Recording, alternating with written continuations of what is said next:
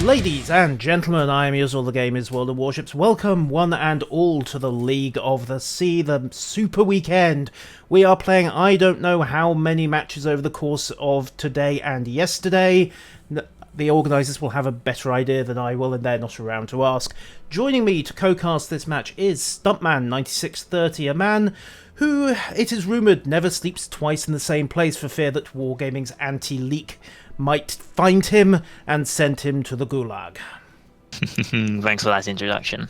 You're welcome. Incidentally, he will of course be streaming through 3 bounce satellites, a changed IP address, a VPN, and he'll be moving house immediately after this stream is finished. I assume you're already packed.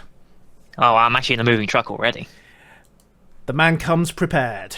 Right, so, League of the Sea, ladies and gentlemen. For those of you who are familiar with King of the Sea, it is the same tournament. We are going to be casting Nord Atlantik Blitz versus Pravda Kantai. It is a League 3 game, so the format will be 9 versus 9, Tier 8 only, and with limits as well. They are allowed 1 carrier, 3 battleships, and up to 2 US destroyers. And for those of you thinking that there is some way that you can sneak in the 3rd US destroyer by bringing in the Lo Yang under a flag of convenience, no, you can't do that. Sorry, it's not permitted. We're fully aware that the Lo Yang is in fact the USS Benson under new management, so that does not count. Tough cookies for you.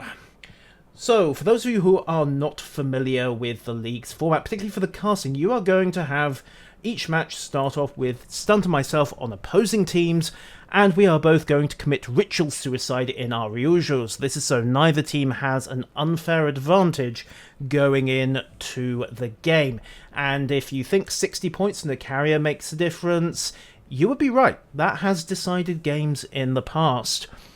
The map format is best of 3, and, well, we'll see if this goes to a 3rd game. We are just waiting for the teams to submit their lineups and the room to be opened before we get this going. So, Stunt, first time you've casted in League, I believe? It's the first time, yes, in League. I've casted internal clan stuff before, but nothing like this, so it's a nice new experience. Welcome to the deep end, complete with sharks. Hehe. So, let's see, Tier 8. I mean, there are certain ships that you can expect to see, and obviously the fact that the organisers have had to slap limits on the Benson is a cue to just how powerful the US destroyers can be in this game. Tier 8, though, let me see. Obviously, carriers, we have Shokaku and Lexington. I would imagine we're going to see Shokakus for this game. Absolutely. Like, Shokaku, right now, as the Tier 8s go, it's just almost a no-brainer pick. I could imagine a team potentially making a Lexington work at some point, and possibly even Enterprise once she starts hitting the shops, but right now, Shokaku just seems way too dominant, if anything King of the Sea has taught me.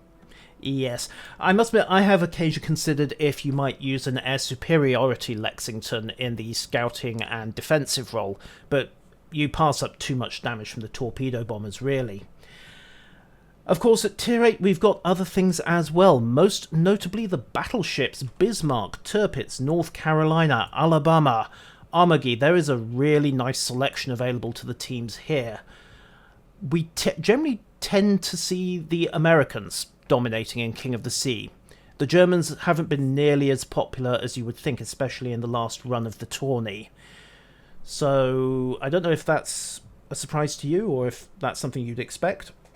Well, back when I first started looking at competitive, it was the Germans for their great armor, the great secondaries, but I think the inaccuracy of the main guns makes them often a bit of a liability, and having the better performance from the US 16-inch might be what's persuading them, plus the good bow tanking performance might be what's really swinging it.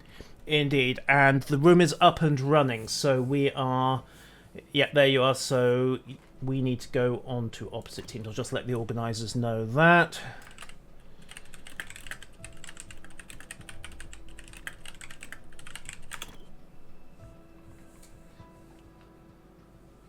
Okay, Yamaniko is saying 3 minutes for their last destroyer. fact, let's have a quick look at the silhouettes. Let's play Guess the Warship. So let's start with the obvious. Just look at those carriers. You can see the Japanese boat deck at the aft and the relatively small conning tower. It's what we've suspected. They've both gone for Shokaku, without question. That's, as you say, something of no-brainer. Battleships, if you look at NAB's lineup, look at those silhouettes. I'm seeing, by my reckoning, that is a North Carolina for SMC Poe. CVH, whatever that is, has gone for what I think is an Umagi, given that trunked funnel. And then down below, is that an Alabama? Under Dubrock's command. I'm trying to get them both side by side. From the looks of things, I think that is Alabama, because the silhouette's ever so slightly different. So I think they've got one North Cal, one Alabama, then the Amagi. Indeed. So that's their 3 battleships. Destroyers for NAB, no-brainer, of course. They've taken 2 Bensons. And of interest is their cruiser lineup. I am seeing what I think, let's see, 2 turrets fore and aft. That could be anyone, frankly, but I would be surprised if we don't see Shapayevs and Kutuzovs running around. Yeah, I see 2 of them. There's 2 of one and 1 of the other. My guess is it's either going to be 2 Chapayevs and a Kutuzov, or the other way around, 2 Kutuzovs, 1 Chapayev.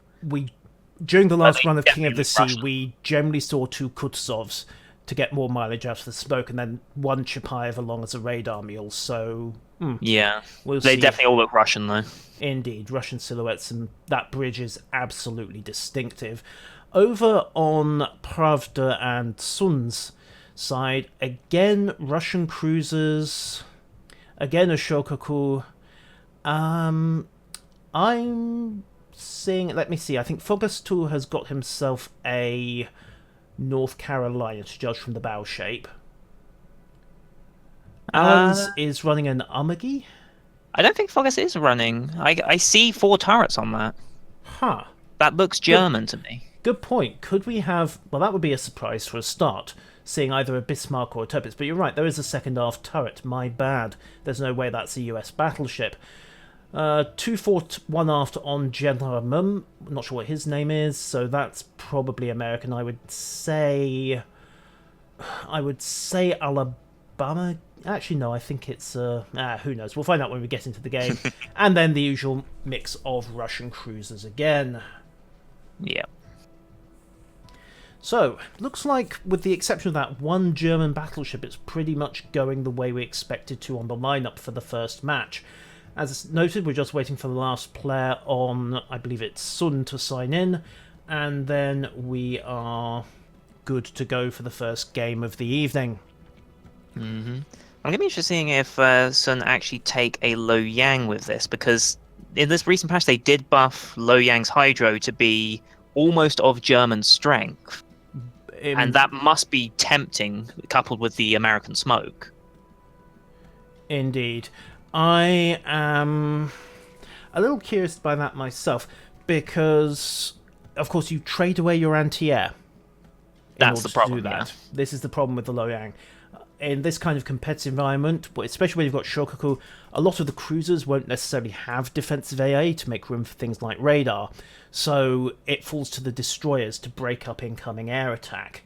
So Lo Yang, she's going to be more popular, I would say. As you say, her Hydra has suddenly become a very good smoke breaker, but they've got the Shapayev's radar, and if they time it right, they can make that work and substitute for the Hydro. Also, Pecky Boy, microphone lag, I was not aware of anything. However, we are running on a 5-minute stream delay, so be aware of that. That is purely as an anti... Let's call it what it is. It's an anti-cheat measure. It's so people can't stream snipe.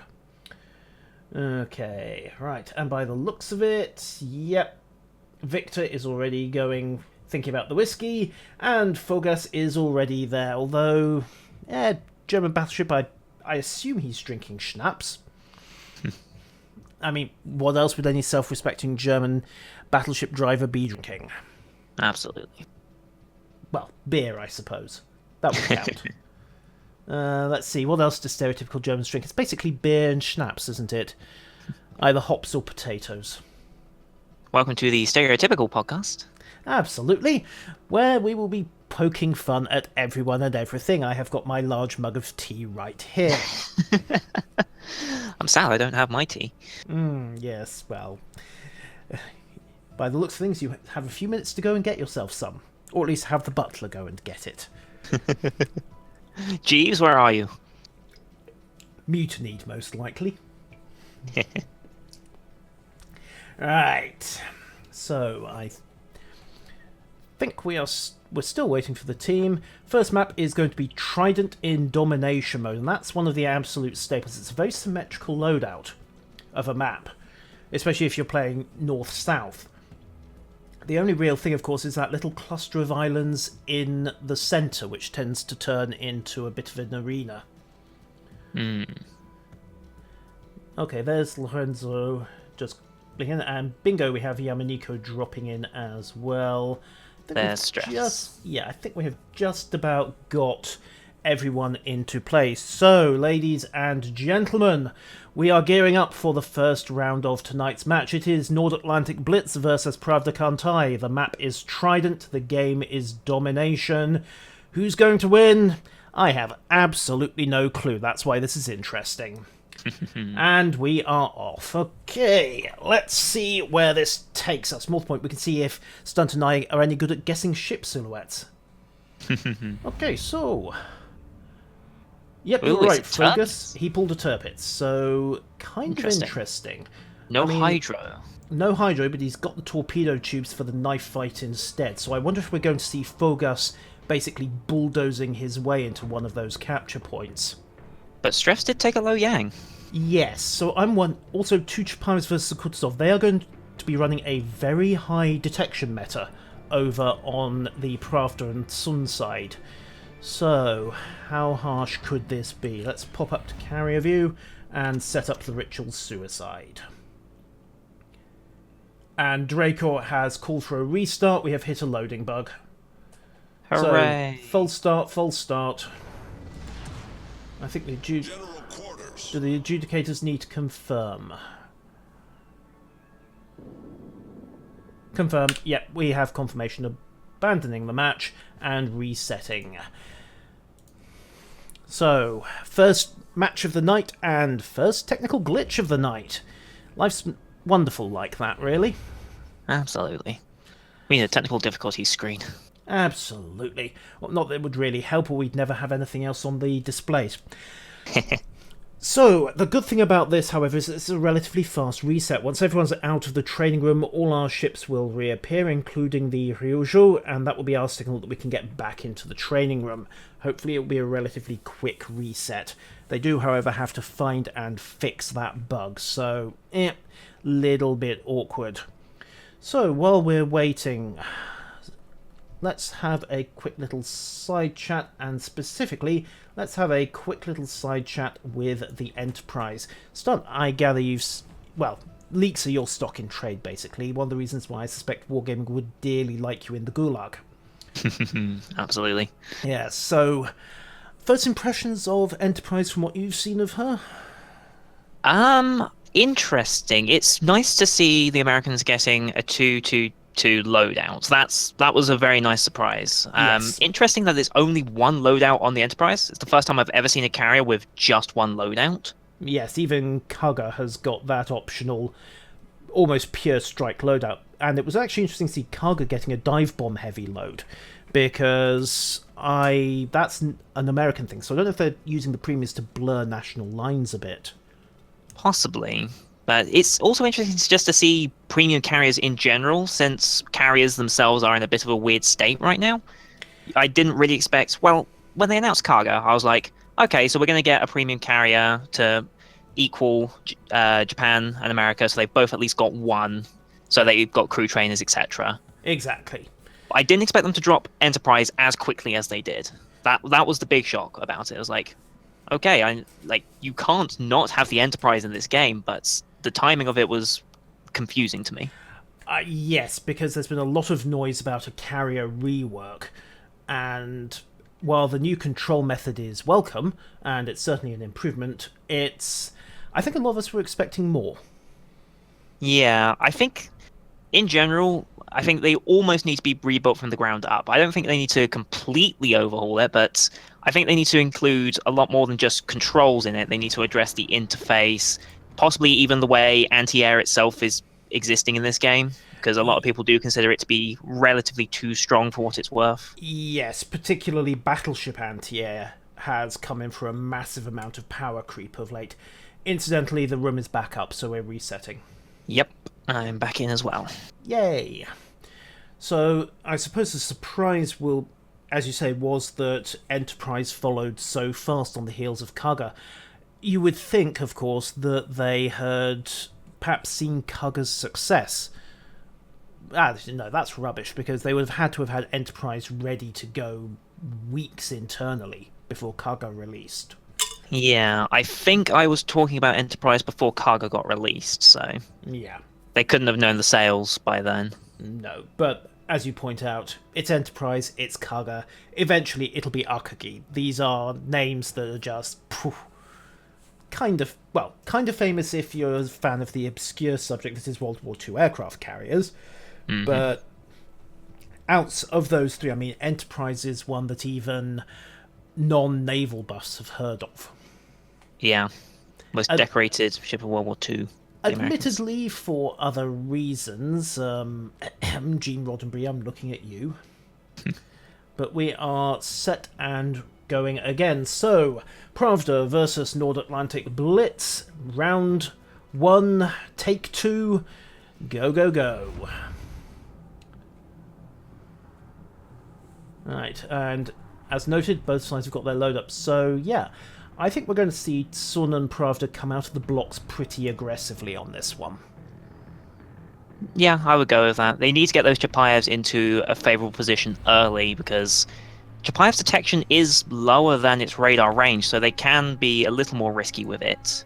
Yes. But they need to find a good island to probably stick it behind, or if they are going to keep it mobile, which I kind of doubt, they need to be kind of cautious with it at the same time. Yeah, and there are a couple of, well, I would say relatively obvious points, but the most obvious one is actually a horrible liability, and that is the large island just west of B.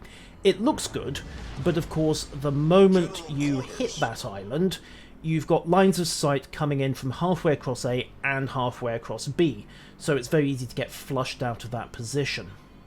In randoms, I love using that position, but competitive, that's a bit too obvious to really be used. Yeah. Okay.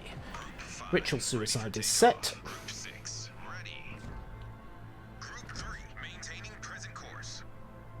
And deploying.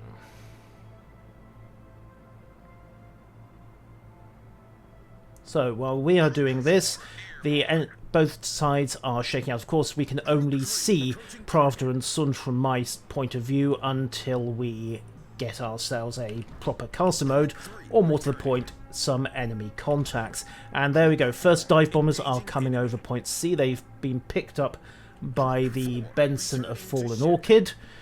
And it's time to see where they go. They don't seem too interested in loitering. They're just making an early sweep, although they've taken a couple of early knocks as well, running into Yamaniko's Chapayev.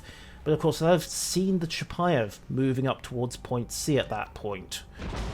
That's a very aggressive point for the Chapayev to be in. Yeah, I think he is lining up for that island at F7.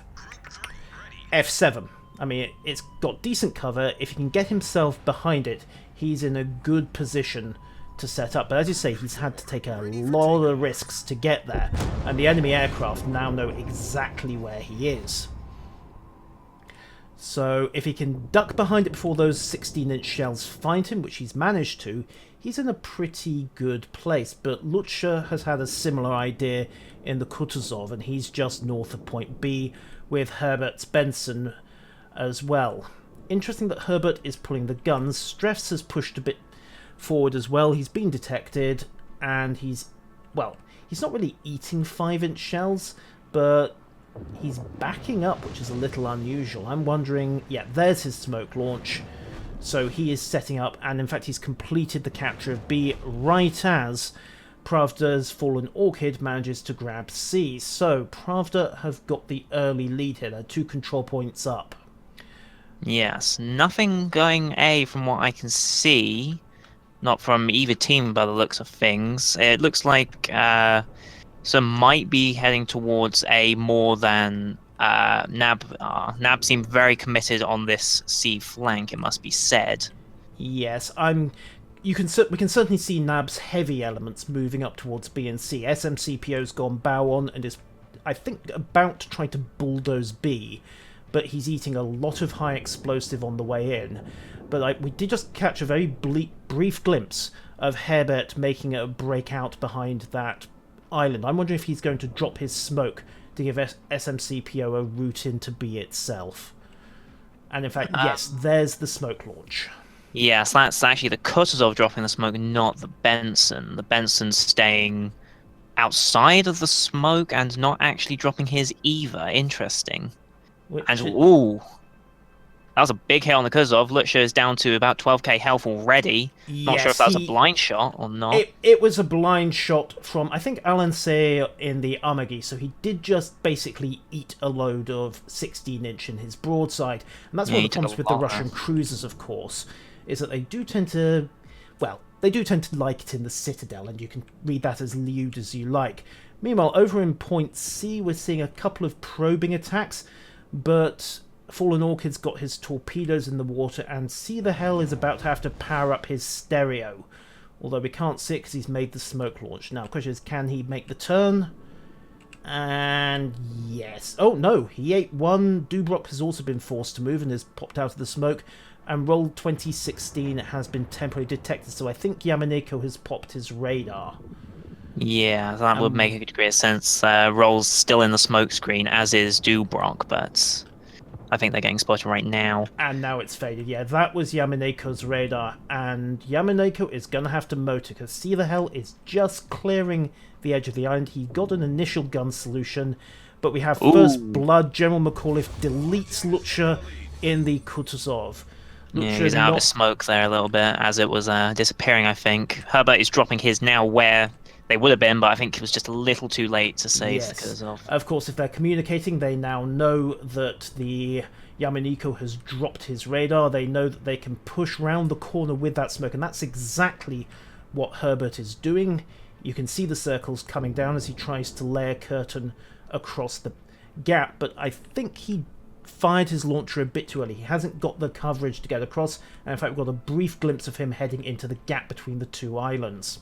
Yeah, there's about a kilometre gap between the two islands where there's no smoke, but doesn't look like the team's going to be utilising that. It looks like they're trying to push hard through C right now, because on your sides, they've already captured A and are pushing around there with about half the force, and NAB here, they haven't actually gotten control of C yet. They're still being held up quite a lot here, which isn't good for them. They're being forced into 1/4 of the map.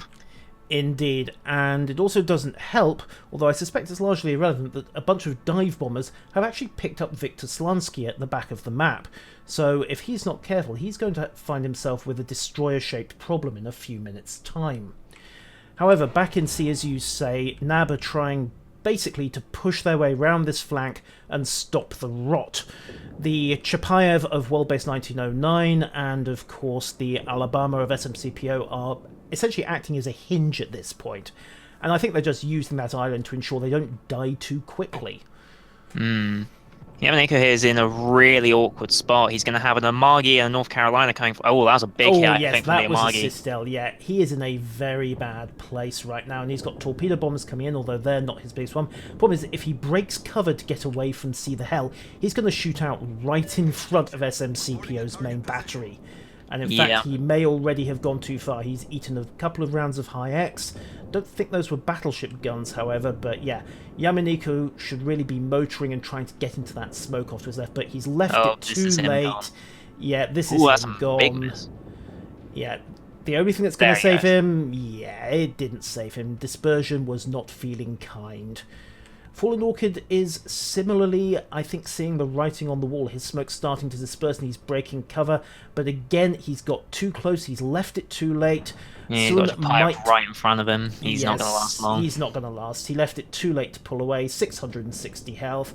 He's got 3-4 ships shooting at him, and boom, he is gone. So all of a sudden, it's starting to look a little bit better for NAB, but they may have left their push a bit too late. Another how did ship World-Base has live? gone down, yes. He may not live for much longer, however, because he's got a lot of high explosive coming in. Yeah. Tough at secondaries as well, focusing him down. There and, he goes. Loyang and gets him. no fun sends him down. Now, NAB is still 300 points behind. Bear this in mind. And they're still 2 control points behind, but right now they're ahead on ships. So they might well be able to make focus fire turn the tide from that. I think they're just going for a kill 'em all strategy here, because I really don't see any other way they can turn this round.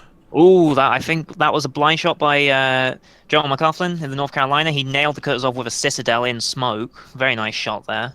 Indeed. Kutuzov's taking a bit of a hit.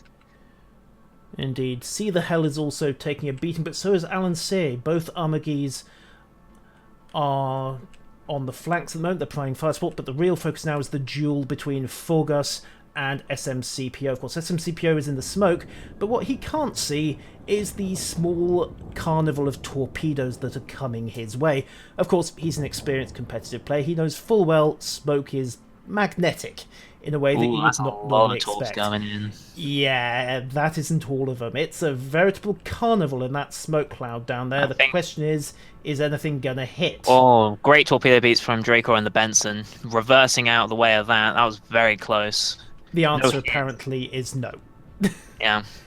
They were both bow in at the time they were coming in, so they had the perfect opportunity. Draco with some perfect reverse driving there to get himself out of it. I think Fogus is going to go down here to concentrated fire. Fogus had lost too much health making that last defensive turn to get his armor angled away.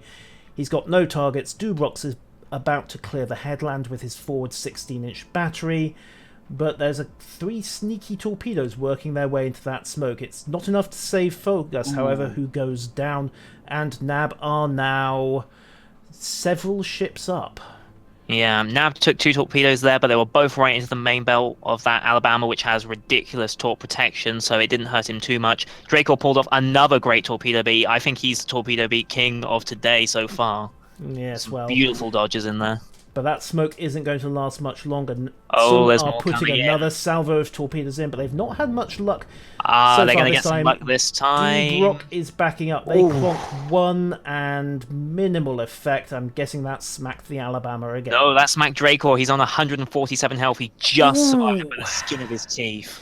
Oh dear. If he gets spotted, he's going to get killed way too quickly. Nobody sneezed, and of course the problem is that that smoke's not going to last forever.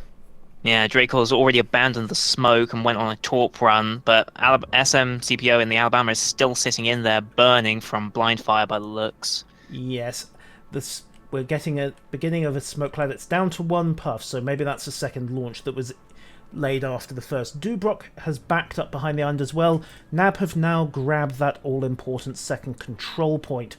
So the territory advantage is theirs, but we have more torpedoes coming in. The smoke has finally faded. The question is, they can see SMCPO, but he is reverse torpedo beating again. There goes your Amagi. Yes, Alan Say finally succumbs to long-range fire, and that's going to matter because it takes out a battleship that had a very good shot into SMCPO's flank. Yeah, SMCPO is going to be a bit lucky there. Another torpedo beat. Although, what a shot! 5 health, and there 5 health, and there he goes. The Loyang of Stress bagging the kill. That was shot by your North Carolina, John McCauliffe. I would have assumed that was a shot from Jeremy McAuliffe, yep, straight through the side of the Alabama. Even that lowered Citadel wasn't going to help much, but McAuliffe is in trouble as well. See the Hell is lining up on him. It's 2,600. Secondaries are engaged. Yeah, he's also got a Kuzov backing him up. He's not going to last long here. No, 5,000 health. He's got his repair party out, but there's the Armageddon's main battery. McAuliffe goes down. NAB are now 1, 2, 3, 4, 5, 6 ships by my count to 3 left for Pravda. So this match has turned around very, very suddenly. However, it's not looking good for the Bensons, is it?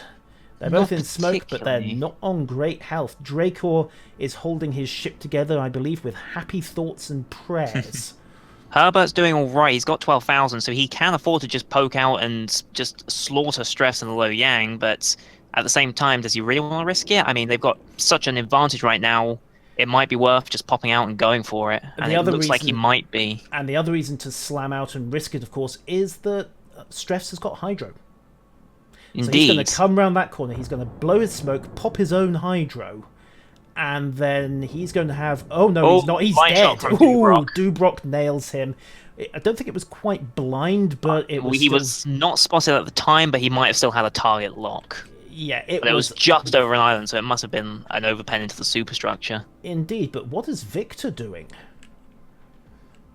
Victor. He's worked his way forward into sea. Now, he got spotted by crew just briefly and ate some high explosive. Now he's on fire and detected again. He's burning in 2 places right now. Very unusual to see a carrier getting that aggressive late in the game, and if Crude can hang on to him, then that might be what turns the tide, because then the Shokaku can just... Hagikaze can just run attack after attack for the next 6.5 minutes and try to turn things round. NAB have got a solid advantage here, and Crude is in serious trouble if he can't take out the Shokaku of Victor, but... He's soon going to have to worry about North Carolina putting a full salvo out towards him, and North Carolina's got some big heavy guns, so... And more to the point, forget the North Carolina, it's torpedo beat time again, and he's going to eat at least... He's going to drift into it, is he? He managed to dodge the first... Yep, there we go. Just eats one from Victor. And that is pretty much GG for this first game. NAB coming back from behind to turn this one round.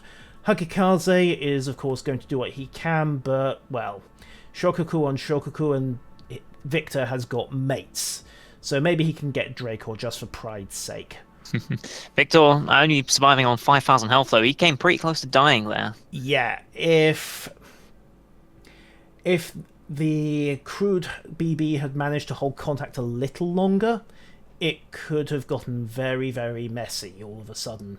But as it is, well, Roll and See the Hell have found Hagikaze, and this is pretty much game over. In fact, we're seeing it in chat. There are the GGs. And at this point, it's really just administering the last rites. So, NAB are 1-0 up over Pravda Kantai.